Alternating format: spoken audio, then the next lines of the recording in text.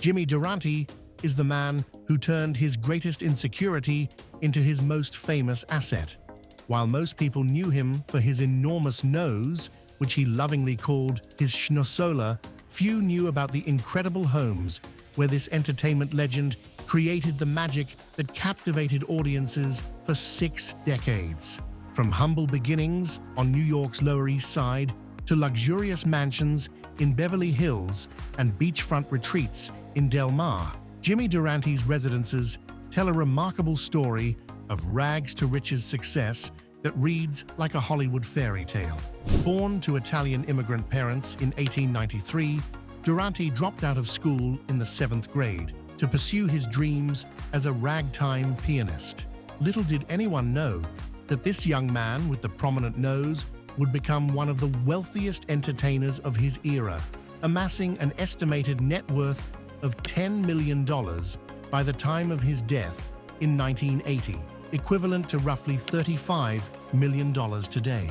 Durante's journey from playing piano in New York's seediest bars to owning some of California's most prestigious properties showcased the transformative power of the entertainment industry.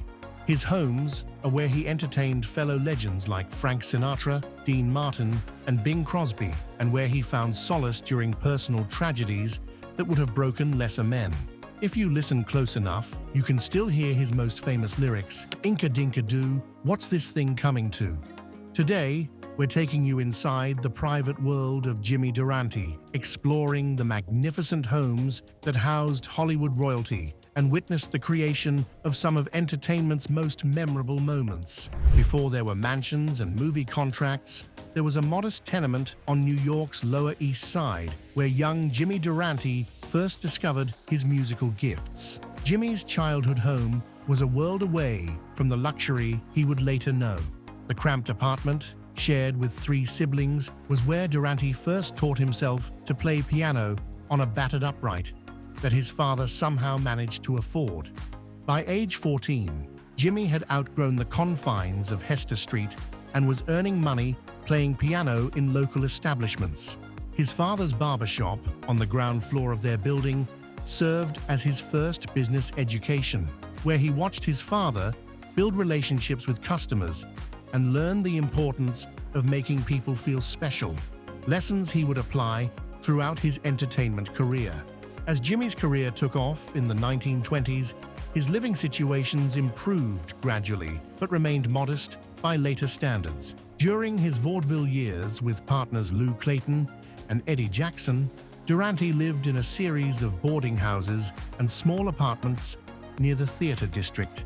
These transient accommodations reflected the uncertain nature of show business in the early 20th century, where performers might be wealthy one month and struggling the next. Durante's bedroom in this apartment was notable for containing his most prized possession, a baby grand piano that he somehow managed to squeeze into the small space.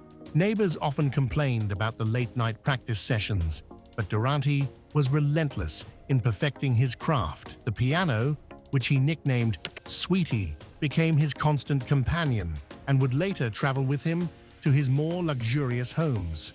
In 1923, Durante and his partners opened the Club Durant on West 58th Street, and with its success came Jimmy's first real home of his own. Using his share of the club's profits, Durante purchased a brownstone at 347 West 56th Street for $15,000, a substantial sum that represented his arrival as a legitimate businessman and entertainer. This 4-story brownstone marked Durante's transition from struggling performer to established star. The ground floor featured a spacious living room with high ceilings and large windows that Durante kept filled with plants, reflecting his love of growing things that would later manifest in his famous gardens. The room's centerpiece was a concert grand piano positioned to catch the afternoon light, where Durante composed many of his early songs. The brownstone's basement served a unique purpose. Durante converted it into a private speakeasy during Prohibition, complete with a small bar and intimate seating for about 20 people. This wasn't a commercial venture, but rather a place where Durante could entertain friends and fellow performers after hours. The basement speakeasy became legendary among New York's entertainment community, hosting impromptu performances by visiting stars who would drop by after their own shows. When Durante made the move to Hollywood in 1930, he initially rented a modest house in the Hollywood Hills while he established himself in the film industry. This temporary residence at 2156 Laurel Canyon Boulevard was a far cry from his later mansions, but it provided the perfect base for his assault on the movie business.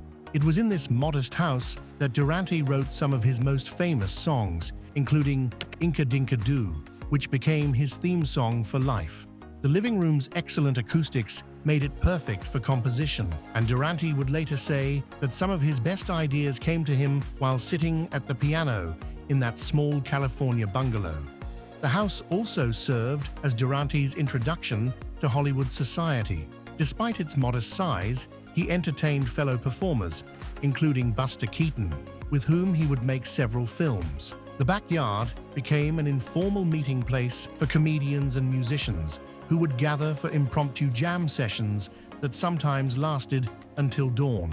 In 1933, with his Hollywood career firmly established, Durante purchased the property that would become his primary residence for the rest of his life, a magnificent Beverly Hills mansion at 1006 North Camden Drive. The $45,000 purchase price was enormous for the time, representing Durante's confidence in his future and his determination to provide a proper home for his beloved wife, Jeanne.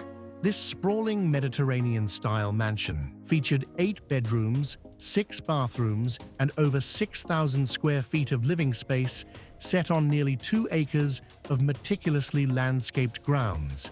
The home's grand entrance opened into a 2-story foyer with a sweeping staircase that seemed designed for dramatic entrances, perfect for a man who lived his life as performance art. The mansion's most impressive feature was the music room, a 30 by 40-foot space with cathedral ceilings and perfect acoustics.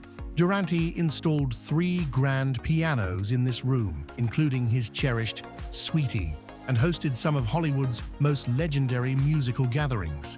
Frank Sinatra, Bing Crosby, and Dean Martin were regular visitors who would join Durante for marathon singing sessions that became the stuff of Hollywood legend. The living room served as Durante's primary entertaining space, featuring comfortable seating for up to 50 guests and walls lined with photographs from his career.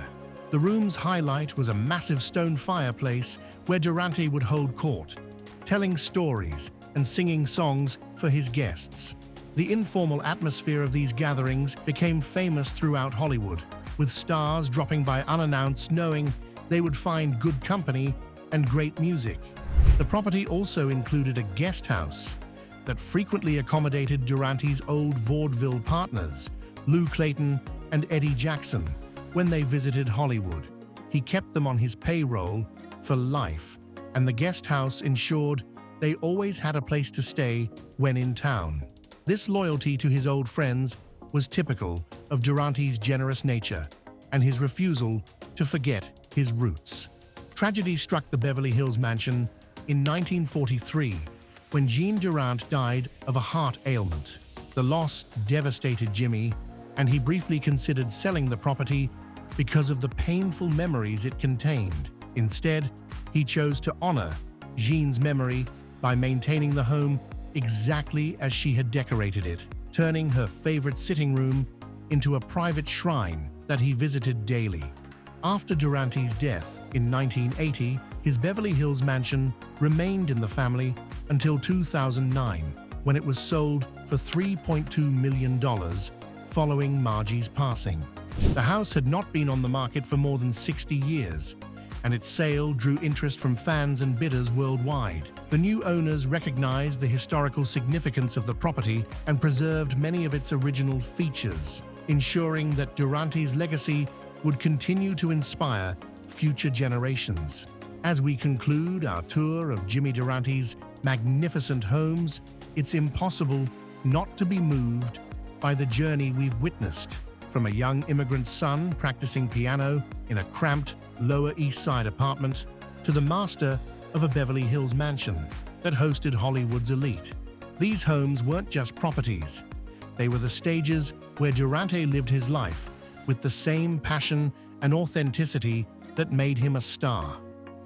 What strikes you most about Durante's residences is how they reflected the man himself, welcoming, generous, and filled with music. Whether it was the modest brownstone where he first tasted success, the beach house where he found peace, or the grand mansion where he created memories with legends, each home served as a testament to his belief that success means nothing if you can't share it with others. If you enjoyed this intimate look at the homes that shaped a legend, make sure to hit that like button and subscribe for more exclusive tours of classic Hollywood's most fascinating residences.